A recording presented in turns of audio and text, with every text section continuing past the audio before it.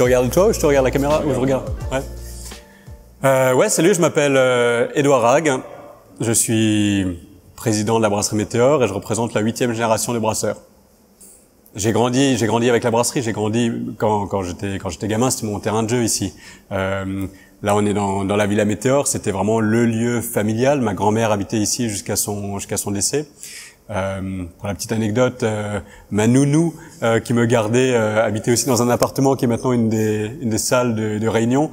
Donc voilà, c'était mon terrain de jeu et tout a commencé comme ça. J'ai plein de bons souvenirs quand j'étais enfant, surtout avec mon père, à faire des tours de brasserie. J'adorais ça quand il me racontait les nouveaux investissements ou simplement même me faisait découvrir des nouveaux endroits. C'est des moments forts. C'est des sentiments, des odeurs. Je me rappelle aussi d'odeurs très fortes de mon enfance, que ce soit la cave à houblon, que ce soit évidemment quand on brasse. Donc voilà, tout a commencé comme ça. Tu vis un peu dans de la Madeleine de Proust constamment. Ouais, sans être. Moi, je suis pas du tout quelqu'un qui regarde dans le passé en permanence. C'est plutôt les années qui viennent qui m'intéressent. Mais c'est vrai que c'est un endroit où je me sens bien, clairement, la brasserie. Ouais, il y a un côté, je me sens au bon endroit. Je me sens aligné par rapport à ma mission ou ce que j'ai envie de faire de ma vie. Ça c'est clair. Et puis après, j'ai fait des études. Alors, j'ai plutôt fait des études on appellerait ça business aujourd'hui, quoi. Enfin, gestion d'entreprise, une école de commerce. J'ai voyagé pendant plusieurs années. Et je pense que ça a clairement contribué aussi à ma culture bière d'aujourd'hui. J'ai habité à Londres pendant plus d'un an, j'ai habité plus d'un an à San Francisco, au Mexique, à Madrid, et dans ces différents pays. À chaque fois qu'il y avait une brasserie, évidemment, je suis allé la visiter parce que voilà, quand t'es brasseur, et en plus, ce qui est quand même beau dans notre métier, c'est qu'il y a quand même ce côté un peu confraternel. Tu vas n'importe où dans le monde, tu te présentes, t'es brasseur. Les gens t'accueillent, ont plaisir à te montrer la brasserie, donc voilà, il y a ce côté-là. Ouais, non, j'irai quand même pas jusque là, même si c'est vrai que l'Angleterre et après la Californie, d'un point de vue culture brassicole, ouais, c'était chouette, ouais, c'était vraiment intéressant, ouais. Bah, si tu veux, l'histoire de Météor, c'est notamment la Météor Pils, qui est peut-être une des meilleures pils en France ou en Europe. Même recette depuis 1927, fermentation basse. Et moi, ce que j'ai vu et ce que j'ai goûté comme bière ailleurs dans le monde, c'est des styles de bière qui sont complètement différents. Des bières dry hopées, des bières de fermentation haute, des bières avec une proportion beaucoup plus importante de maltes spéciaux. Et donc tout ça, c'est clairement, ça a forgé ma culture bière. Et ça explique aussi pourquoi aujourd'hui on a une si grande variété de bières à la brasserie Météor, clairement. Ouais. Ouais, alors Météor, tout commence en 1640, donc on est en plein XVIIe siècle, et dans ce petit village d'Orfelden, on commence à non seulement brasser, mais commercialiser de la bière. Sur ce site même de la brasserie, la partie la plus ancienne, qui ressemble à un corps de ferme. La brasserie appartient à plusieurs familles, et en 1844, l'un de mes aïeux, la famille Metzger, rachète cette brasserie à Orfelden. Eux-mêmes étaient brasseurs à Strasbourg, donc à 25 km d'ici. Et en 1898, Louis Hague de la brasserie de Ingwiller, où ils étaient eux-mêmes brasseurs depuis 1795, se marie avec Louise Metzger, donc deux familles de brasseurs qui se réunissent par mariage. Bon, on est à la fin du 19e siècle, hein, faut se plonger là-dedans. Et à ce moment-là, donc mon arrière-grand-père, Louis Hague, décide d'investir de manière assez importante dans la brasserie. Et c'est l'époque, la fin du 19e siècle, le début du 20e, où notamment on sait faire du froid, on commence à savoir faire du froid toute l'année. Donc là, à ce moment-là, c'est la bière de fermentation basse, donc des bières de type lager et surtout la pils, qui ont vraiment le vent en poupe et qui permet à la brasserie une très forte croissance. En 1956, on dépasse les 100 000 hectolitres. On a une croissance assez importante jusque dans les années 70-80. Et là arrivent les années 80 et 90, qui sont très dures pour l'ensemble de la brasserie en France, parce qu'il y a une très forte concentration. Quand mon père est devenu dirigeant de la brasserie, dans les années 70, il y avait 21 brasseries familiales et indépendantes en Alsace. Aujourd'hui, on est la seule. Donc, elles ont toutes fermé les unes après les autres. Et ça a été vraiment le combat de mon père, de ma mère et de tous ceux qui les ont entourés, de garder l'esprit d'indépendance, parce qu'on savait bien que si à un moment donné la brasserie Météor était vendue, c'était la fin de ce site. Donc on s'est battu pour ça. Et moi je suis revenu en 2014, revenu en Alsace en 2014, après avoir bourlingué un peu à droite et à gauche, dans un contexte brassicole qui est complètement différent, puisque les Français se réintéressent à la bière. Grâce aussi à toutes les petites brasseries artisanales à travers la France, on redécouvre à quel point la bière est une boisson noble, ce que nous on a toujours défendu et toujours su. Et donc on est dans un renouveau de la bière qui nous permet aujourd'hui de s'amuser avec plein de recettes différentes et puis d'être peut-être un peu plus optimiste sur l'avenir de la brasserie Météor. Moi, ma ligne de mire, la première chose, ma mission, c'est la pérennité. Je représente la 8e génération. Le but, c'est qu'il y en ait une 9e, une 10e, peut-être d'autres après. Chez nous, dans la famille Hague, on n'est pas des héritiers, mais on est des transmetteurs. C'est comme ça, en tout cas, que voilà, c'est notre culture familiale. Donc, la pérennité, rester indépendant, rester une entreprise humaine. On est 200. Alors évidemment c'est grand, mais par rapport à des multinationales, on se connaît les uns les autres à 200. D'autant plus que beaucoup sont là depuis 10, 15, 20, 40 ans pour certains. Donc garder ce côté familial. Et je pense que moi ce que j'apporte avec ma génération, c'est aussi tout le côté environnement. Alors je veux pas que ça paraisse greenwashing ici, mais non, mais parce que c'est parfois un peu le problème. Dès qu'un chef d'entreprise parle d'environnement, pour moi, l'environnement, c'est vraiment super important. Si tu veux durer, moi, ce que je veux, c'est que dans 10, 20, 30, 50 ans, il y a toujours des bonnes bières Météor qui sortent de la brasserie Météor. Et pour que ce soit le cas, il faut qu'on ait accès à une eau de qualité, des orges de qualité. Et puis, il faut que chacun à notre échelle, on fasse ce qu'il faut faire pour diminuer les émissions de CO2. Et c'est pour ça aussi, c'est une des raisons pour lesquelles on s'attache tellement à la bouteille consignée, parce qu'on sait bien qu'en termes d'émissions de CO2, c'est beaucoup, beaucoup mieux. Ouais, on a beaucoup travaillé sur toute la question de l'utilisation de l'eau. Donc il y a 20-25 ans, on était à 20 litres. Il fallait 20 litres d'eau pour 1 litre de bière. Et aujourd'hui, on est à peu près à 3,5. Et je pense que là, on a atteint un peu le taquet. On arrivera difficilement à faire mieux que 3,5 litres d'eau pour 1 litre de bière. Mais tout ça s'est fait au fil des années, en faisant de la récupération, en travaillant sur nos process. Et évidemment, c'est important. Enfin, je veux dire, tu me coupes, hein, j'ai l'impression que je parle beaucoup, mais non, mais je veux dire, je l'ai redit pas plus tard que vendredi dernier devant l'ensemble du personnel, devant l'ensemble des salariés de la brasserie. On apprend encore dans les écoles de commerce que le but d'une entreprise, c'est de gagner de l'argent. Non, je suis pas d'accord. Dans ma famille, depuis que je suis tout petit, on a toujours dit l'argent, c'est un très bon serviteur, mais un très mauvais maître. Et donc, évidemment, le but de la brasserie Météor, comme toutes les entreprises, c'est de gagner de l'argent. Mais pourquoi faire? Pour investir dans l'humain, dans l'environnement, dans l'outil de travail. Et en fait, je pense qu'une de nos forces et une des raisons pour laquelle on est une des rares brasseries historiques indépendantes à être toujours là, c'est que année après année, on a toujours décidé de réinvestir les bénéfices dans l'outil de production. Et c'est ce qui nous a permis d'être toujours là. Bon, déjà, enfin, moi, des haters, j'en vois pas tant que ça, quoi. Moi, je vois surtout plein de fans qui nous adorent. Mais oui, forcément, il y a des gens qui vont dire, ah ouais, Météor, vous êtes trop grand, vous êtes Indus. On est toujours le grand de quelqu'un et le petit de quelqu'un d'autre. Moi, je leur dis, mais venez chez nous. Franchement, on est une brasserie, je pense, transparente. Envoyez-moi un message sur Facebook, n'hésitez pas, hein, je vous ferai un tour privé. Oui, forcément, on est plus gros qu'une petite brasserie qui fait 2000 ou 10 000 hectolitres. Mais je pense pas qu'on ait perdu notre âme. On est une microbrasserie créée en 1640 qui a grandi lentement au fil des siècles. Voilà ce qu'on est. Ouais, donc effectivement, on a notre histoire et donc on a atteint nos 500 000 hectolitres, mais en 380 ans. Et puis tout dépend du contexte. Enfin, on serait par exemple aux États-Unis avec nos 500 000 hectolitres. Ouais, on serait clairement considéré comme craft. Enfin, il y aurait même pas de sujet.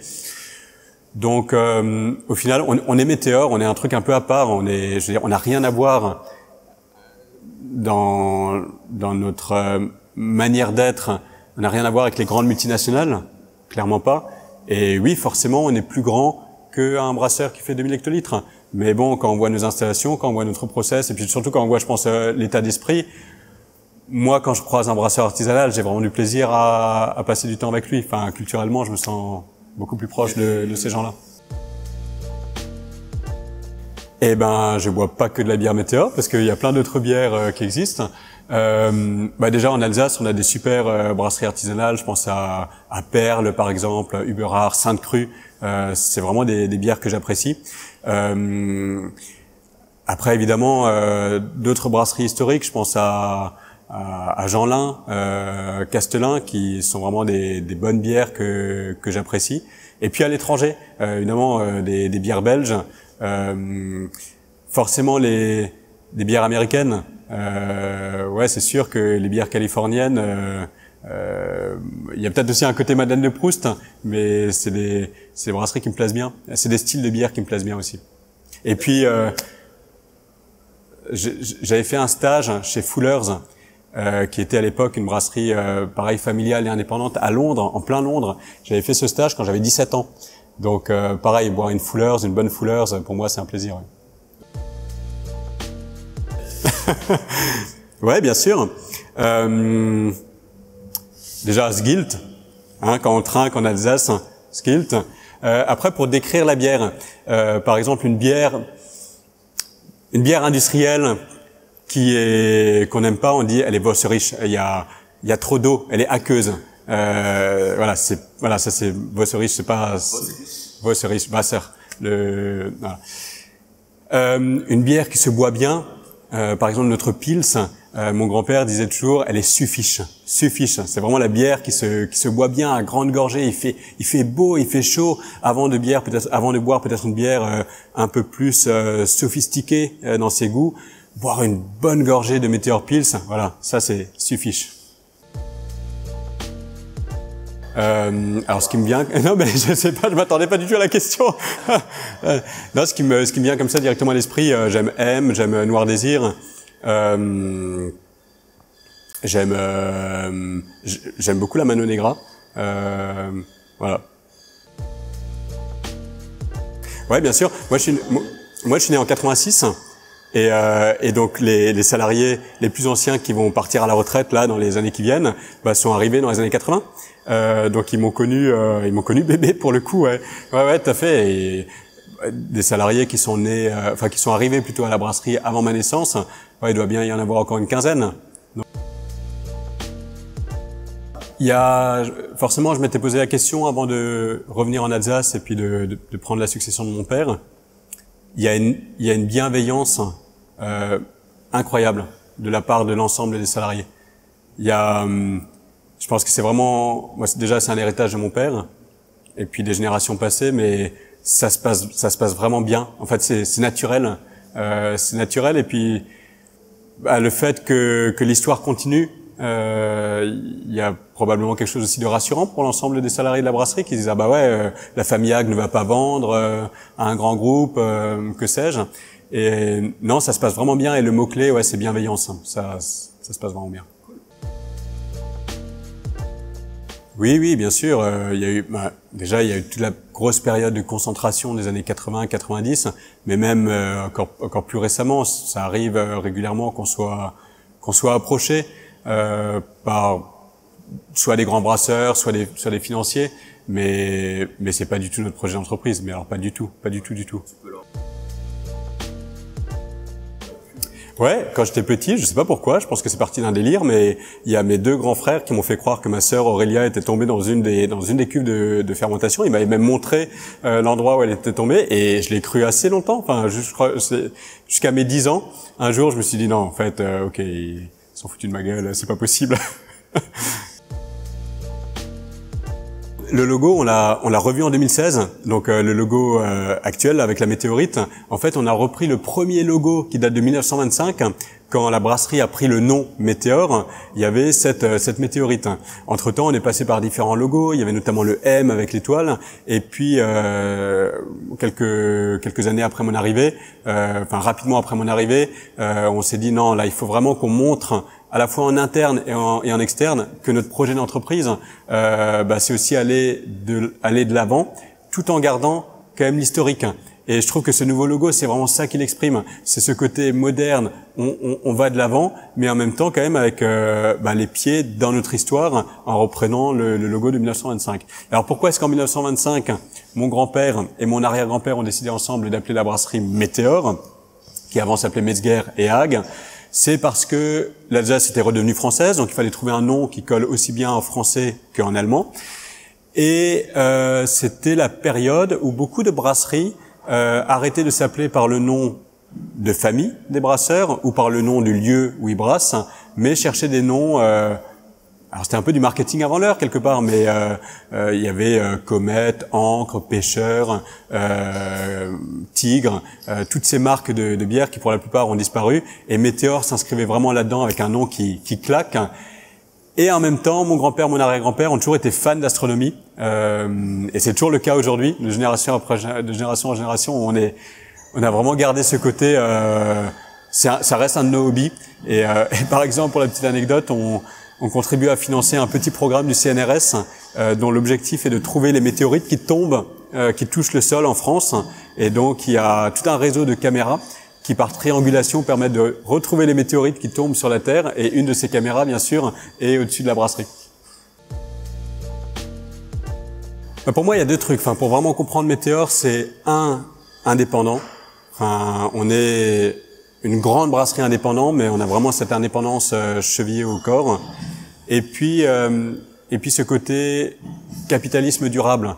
On est une vieille entreprise française, alsacienne, et on s'inscrit tout à fait dans cette tradition du capitalisme rhénan, donc autour du Rhin, et un capitalisme durable, où le but, c'est pas de faire des profits immédiats pour des actionnaires qui sont à l'autre bout du monde, mais c'est de réinvestir dans l'outil de production au bénéfice des salariés, des générations futures, de l'environnement, des consommateurs. Je crois que c'est vraiment ça notre état d'esprit. En tout cas, c'est vraiment de ces valeurs que je veux être le garant pour les années à venir. Donc, alors le Météor, c'est un grand restaurant en plein cœur de Strasbourg. Et là aussi, l'idée c'était de renouer un peu avec une vieille tradition, puisqu'on avait la taverne Météor à Strasbourg, à quelques centaines de mètres de l'actuel Météor. Cette taverne Météor, elle avait été ouverte dans les années 30, et puis elle a existé jusque dans les années 70, et à l'époque, tous les brasseurs alsaciens avaient un établissement de référence en plein cœur de Strasbourg. Et l'idée de le Météor, c'est vraiment de renouer avec cette tradition. Et donc on livre de la bière directement en tank de 1000 litres. On a toute notre gamme. C'est aussi une manière de se faire connaître, parce que le Météor, on l'a pensé avant tout pour les Strasbourgeois, pour les Alsaciens. Mais il y a évidemment des touristes qui viennent de toute la France, et donc ça permet aussi de nous faire connaître auprès d'un public un peu plus large. Clairement, la stratégie chez Météor depuis quelques années, c'est d'étoffer de plus en plus notre gamme de produits. Et c'est pour ça qu'on a lancé dès 2016 les bières éphémères. Donc 2 fois par an, on fait des bières éphémères. Donc on en brasse généralement 300-400 hectos, et puis quand il y en a plus, il y en a plus. Ça dure de 1 mois à 3 mois, le temps de vendre ça, uniquement en fût, que pour les cafés, hôtels, restaurants. Et ça nous permet vraiment de tester en grandeur nature des trucs qu'on a envie de faire. Par exemple, la toute dernière qu'on vient de lancer, c'est la pulplosion avec macération de framboises, de véritables framboises. C'est assez technique quand même, mais ça fait quelques années que ça nous titillait d'employer cette technique. Et donc les bières éphémères, ça sert vraiment à ça, parce que à la rigueur, si on se plante un jour, c'est pas non plus dramatique. Par contre, si on voit qu'on a une bière qui nous plaît vraiment bien, et puis qui plaît aussi à nos clients, à ce moment-là, on peut la pérenniser. Et donc ça nous occupe pas mal. Donc ouais, globalement, on a tellement de choses à explorer encore en termes de goût, que c'est ça qui va nous occuper dans les prochaines années. Alors les deux sont vraiment complémentaires. C'est-à-dire que la Météor Pils, encore une fois, faire une Pils, faire une vraie Pils, fermentation basse avec un houblon aromatique, le Schusselspal qu'on utilise, c'est technique. C'est pour ça que pour moi la Pils, c'est pas une bière de base entre guillemets. Et ça, on va continuer de la faire, parce que déjà on a plein de fans qui adorent cette bière. Et surtout, je trouve que c'est complémentaire, parce que il y a des moments, t'as juste envie de boire une bonne bière, une bonne Météor Pils, parce que voilà, juste ça fait du bien. Et puis il y a des moments, t'as envie de passer la soirée à boire une Météor IPA, de boire la bière éphémère du moment. Et donc c'est pour ça, je trouve que c'est bien C'est bien d'avoir une gamme. En fait, je me dis, c'est souvent comme un cuisinier. Bah, il a ses plats, un peu ses plats signature, et puis il a envie d'essayer des nouvelles choses. Et dans la bière, c'est vraiment ce qu'on fait, quoi. Alors c'est sûr que par rapport à un cuisinier qui fait ça dans la journée, bah nous, il nous faut 4 à 6 semaines pour faire une bière. Donc tout est un processus forcément un peu plus long. Mais il y a tellement de choses encore à découvrir. C'est vraiment ça le métier de brasseur. On va y travailler. Ouais, on va y travailler. C'est une des villes alors on nous trouve, c'est sûr, on reste une petite brasserie indépendante, donc on ne trouve pas partout. On nous trouve dans les grandes villes, à Paris, à Lyon, à Bordeaux, à Nantes, et évidemment en Alsace. L'Alsace, c'est sûr que c'est notre région d'origine, mais ailleurs en France, on nous trouve de plus en plus, à l'impression. Ouais. Clairement, on n'y est pas encore. On n'y est pas encore. Vraiment, le marché de la bière en France, il est en plein renouveau. Après, j'ai envie de dire, ouais, tout est cyclique. Si on se projette à très long terme, peut-être qu'un jour il manquera de place. Peut-être qu'un jour les Français vont se détourner aussi de la bière, et puis parce que c'est ce qu'on a connu pendant 30 ans. Ouais, c'est ça. Pendant 30 ans, nous, on a vécu dans un marché qui diminuait année après année. On a quand même réussi à survivre. Donc, on verra de quoi sera fait l'avenir, mais nous, on fera tout pour y être. On fait 3, 2, 1, force au blond. Faut qu'on le fasse ensemble? Ah bah oui. Ouais.